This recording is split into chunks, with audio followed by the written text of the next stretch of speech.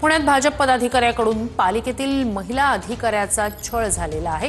महानगरपालिकेच्या वैद्यकीय महिला अधिकाऱ्याचा छळ करण्यात आल्यासंदर्भात महिला आयोगात तक्रार दाखल करण्यात आली। त्यानंतर या प्रकरणी महापालिकेला जाग आली आहे। 4 महिन्यांनंतर महापालिकेने या प्रकरणी गुन्हा दाखल करण्याचा निर्णय घेतलाय।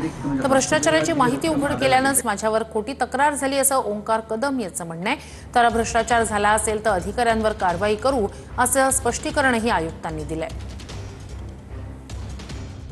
जर खोटे आरोप कोण करत असेल लपवण्यासाठी त्यांच्यावर पण कारवाई झाली।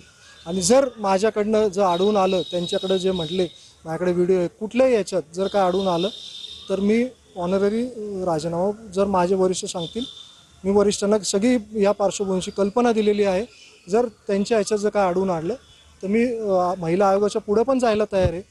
फक्त हा भ्रष्टाचार पण निघाला पाहिजे। मी आरेरावी करून हा भ्रष्टाचार काढलेलाच नाही। आरेरावी फक्त हा त्यांनी केलेला ॲलिगेशन आहे।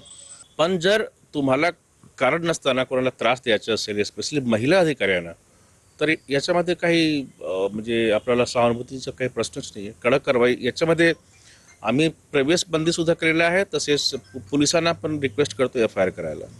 भ्रष्टाचार जर झाला असेल तर भ्रष्टाचार करणाऱ्या अधिकाऱ्यावर 100% कारवाई होणार, माझं गॅरंटी आहे तुम्हाला।